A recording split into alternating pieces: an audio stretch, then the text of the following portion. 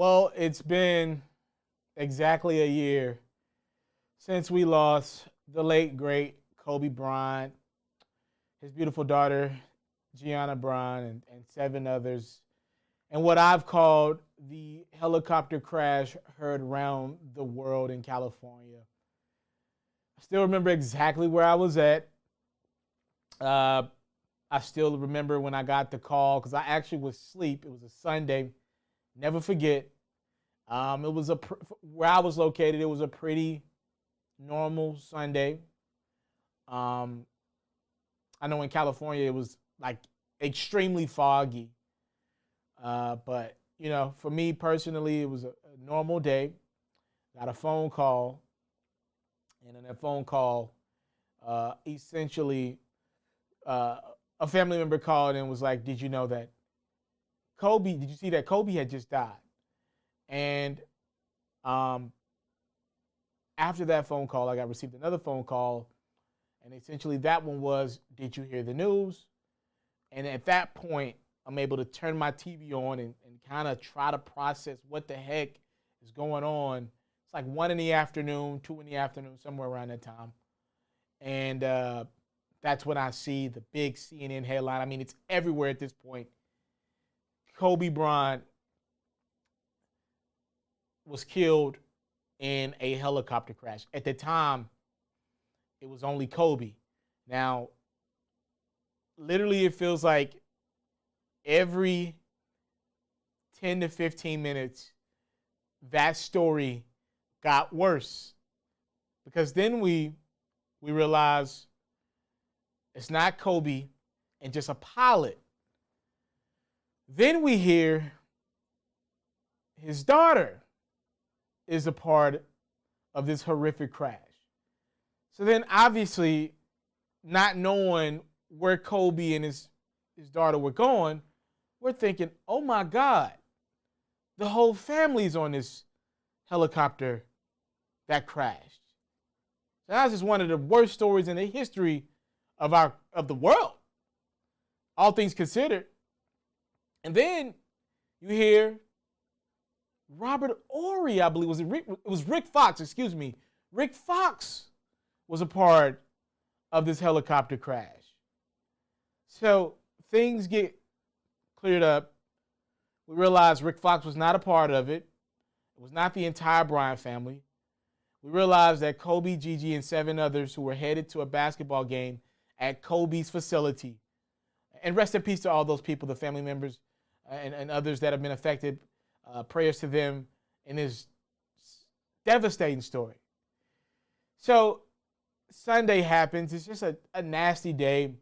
You don't have to be the biggest basketball fan to just feel for a wife, feel for families, feel for siblings. It's just an ugly day. And me being a lifelong Kobe fan, my beautiful fiance just bought me a couple of wristbands. I got some Mamba wristbands on right now. I wear a lot of wristbands, but my fiance just bought me some Kobe Bryant wristbands. He's my favorite athlete of all time by far. I have a 4-year-old dog that's named Kobe. He's always been named Kobe. He's my favorite athlete, the guy that I grew up idolizing, literally idolizing. The last year just kind of being open and vulnerable with y'all. The last year has been weird. I don't talk about it with my friends often. I'm not shying away from the convos, but my friends know how much I rocked out with Kobe. Even I'm about to be 27 in a couple weeks, even as a 27-year-old man. My friends don't bring him up to me often anymore. Mind you, a lot of my friends are LeBron fans, Carmelo Anthony fans. They were T-Mac fans back in the day. Different fans, and we used to ride for our guys. I was Kobe, and they were LeBron fans, Melo fans, whoever, Dwayne Wade fans, whomever, Allen Iverson fans. So we obviously said some very bad things about all our players. And again, we rolled for our guys. We got into fights about our guys. That's how much we loved these athletes. Too much, right? It's just too crazy, the fandom that we have with professional sports. For me, it's Kobe and the NBA. And they barely bring him up to me. You know, a lot of times because again, this is my job. I talk the NBA for a living. I cover the NBA. I have a partnership with the NBA. I still have to talk basketball, and you can't talk about greats and have those conversations that we love to have about the all-timers. You can't just act like Kobe didn't exist. But a lot of times my friends don't really bring him up anymore to me. You know, and I get it. It's a tough one. I don't mind talking about it today. Actually prefer to talk about it than not talk about it. It took me like 2 weeks, maybe a month or so to get there. Just to kind of, I do think this type of stuff is important for people. That's the only reason why I'm doing a video like this. I find myself, I say every 3 or 4 months, I'll go back and then I'm a reporter as well and a journalist, so I'll go back and get an update on the latest in the case or what's happened or any updates. So I've done that. I remember the first 3 or 4 months, I was on it like every other night. It kind of got crazy. My fiance was like, you relax, you know. I kept looking for updates. I did read the autopsy last summer, I believe, I think it was like last summer, last fall, when the autopsy came out. Don't do that. Take my word on that one. Don't do that. I did read the autopsy report, at least about Kobe and Gianna and that. And, you know, look, man, to each his own. That's a sick thing in itself. You know, just being vulnerable. I've looked online I've looked at those images online too many times. You know, I just trying to find ways to cope with it. I'm a man, but, you know, because Kobe represents my childhood, he brings out the kid in me. And I'm only doing a video like this because I know I'm not alone in some of the stuff I'm saying. And I do think it's important. Number one, as an African American, I feel like no one teaches us how to cope with things. And as a fan, we've never seen anything like this. I think I heard Shaq talking about this last year. Look at most of the greats in the NBA. Think about it. Most of them live to like 70 or 80, right? Look at even Bill Russell, knock on wood, still alive. Like Kareem's been through a lot, still alive. Great NBA players usually live a long time. Like if the NBA did another top 50 players, or maybe even a top 100, if you were great from the 80s up until now, for the most part, most of those guys will be there for that picture, right? Like these guys live a long time. So Kobe's death is just this extreme circumstance. So, I mean, I've tried to find different ways to cope with it because you're mourning a person that you don't know, for most of us, right? And that's been tough in it because where do you find closure? Like when it's a family member, you find closure a lot of times in those stories that other family members tell you about, or just knowing that your family member no longer is struggling with whatever they were dealing with. Or over time, you find different ways. You visit memorial sites, right? Like this one is a little unique because I can only speak for myself. I never met Kobe. I didn't know the man at all. But I feel like I knew the man. I feel like I knew everything about him, right? Because I've been a fan of his since I was 5. I started watching basketball because of Kobe Bryant and Shaq and the Lakers in 2000. I'm 27. I'll be 27 in February. I was 5 years old when I started watching basketball. I've been a Laker fan since I was 5. I've watched listen to what I'm telling y'all. I've watched maybe 85% of Laker games that were televised. Like, think about what I'm saying. That means more times than not, no matter what was going on, as long as I had access to the game, I watched it. So I've watched so many pressers and interviews of Kobe, and I felt like I knew the man, but I didn't know the man, which for me, I think is making this mourning process a little different. I've lost family members. I've lost, and, a lot of family members, I feel like I didn't know as well as I knew this guy, but that's not true, I guess, in a lot of ways. So, I mean, I've been through the rounds with coping. I hope people listen to this video and just kind of, understand it's okay to not know.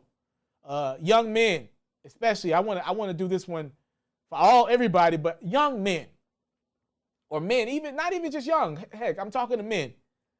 I want to believe it's perfectly fine to be where I'm at, or maybe worse, or hopefully better.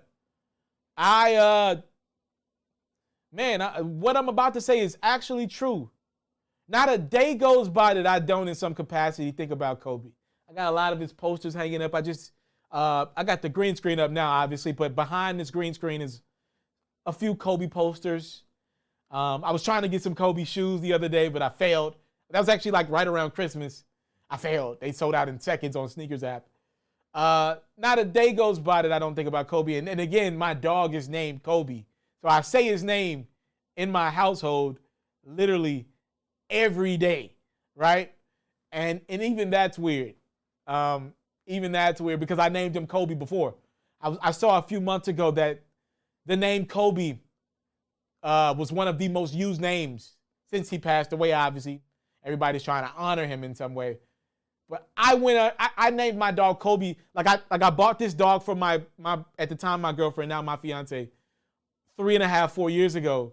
And I was like, I don't care about anything else. You could buy whatever you want for him, whatever. But this dog is being named Kobe. That was my first way to kind of cope with Kobe retiring, right? She wanted to name him Carter. But I wanted to name him Kobe, and we went with Kobe, and I don't regret that. I don't regret that one bit. And obviously, looking back in retrospect, I look at it as like it was a sign. It was something. It's just weird. It's just weird how things work out. But yeah, that's all I wanted to get on here and say is like, yo, don't feel bad. I don't feel bad about still talking about Kobe. And look, I'm still able to remove Kobe's death from conversations that I have about how great he was. That's tough. Like, let's be clear. I came on this camera a few months ago after LeBron won ring number 4, and I said LeBron's 4 rings were more impressive than Kobe's 5. Right? You got to think, again, I'm a lifer for Kobe. Kobe was my guy, right? But I stand by the truth. I still feel like I can honestly talk about this man's legacy and not let his tragic death get in the way of that. You want to know why? From what I think I know about Kobe, from what I saw of him from afar, he wouldn't want that. Any Kobe fan out there, come on now. Y'all know dang well this man would be pissed if he thought we was down here giving this man awards that we didn't really feel. If you felt like he was the greatest, he'd respect that. If you didn't feel like he was the greatest, he'd want you to keep it real. He'd want you to tell it how you felt. And not just because something tragic happened at the end of that man's life. He wouldn't want that. So why would I do that? I've seen people get mad at bringing him up and, speaking on him in a basketball context. But, the truth is, we're all leaving this place one day, and all we got is what we left here on earth. Maybe you're not an NBA All-Star. Maybe I'm not an NBA All-Star, one of the greatest ever. But how we treat people is all we be remembered by, what our kids think about us, or what our family members that are still around think about us, and how they speak of us and our memories with them. That's all we really got, when you really put it in that context. But yeah, man, it is still something, man. I don't watch as many Kobe highlights as I thought I would. I go through phases when I watch them. I don't watch as many as I thought I would, as I used to at least. I don't know. It's just weird. I watched the 60-point game his finale, the last game of his career against Utah. I watched that one a couple times. I've watched the 81-point highlight a couple times. I watch like little small highlights of Kobe every now and then, but nothing too major. I don't go down those 20-minute rabbit holes of just watching Kobe highlights like I used to. I don't know. It's just weird. It's just weird. But I just wanted to get on here and let you know I'm speaking from my heart, man. Also, people, every now and then I still shed a tear over Kobe. All right? I don't feel less of a man saying that. I don't feel less of a person saying that. So maybe that won't resonate with a lot of the people who watch this video. I did get on camera and cry. I mean, I boo-hooed that day that Kobe passed away a year ago. Today, I'm not going to do that today. But every now and then behind the scenes, you dang right out. When I think about that and think about Vanessa and the family, every now and then a tear fall down because for me personally, you know, I don't question the higher powers.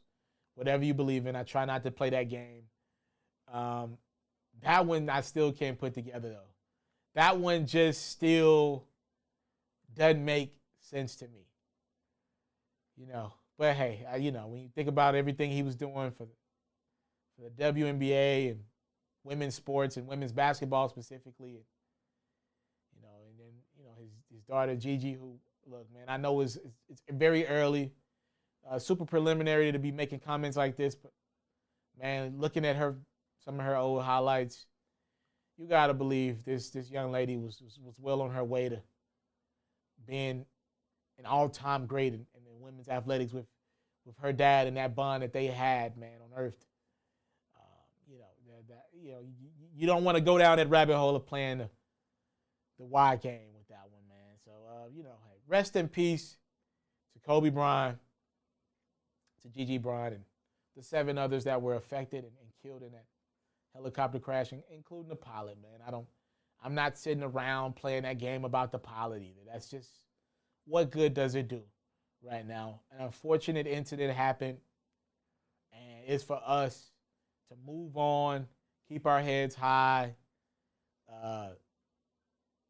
try to just remember the positive that man gave you in any capacity. I believe that's the way he would want it, you know, and we're trying to get back to normalcy in this country, in this world. It definitely, you know, that was like I feel like that was the kickoff to like a very weird time. Like right after that, remember, COVID goes crazy right after that. And it felt like Kobe was like, let me get out of here. Let me take one of my babies with me. Let me get up out of here before y'all have to deal with this COVID thing. Let me get on out of here. You guys are wilding. But it definitely, you know, the Mamba mentality is to keep pushing no matter what. I do believe that's what he would want. So, hey, man, I wear that Mamba Forever wristband on I got the Mamba Forever right here. I don't think I can get it in a shot clearly, but trust me, it says Mamba Forever. We're going to rock out like that. Rest in peace, 24. You are greatly missed, man. You are greatly, damn it, you are greatly missed, man. Let your legacy live on forever, King. Thank you guys so much for the time, love, and support. It's what I never, ever, ever take for granted. Salute. I'm out.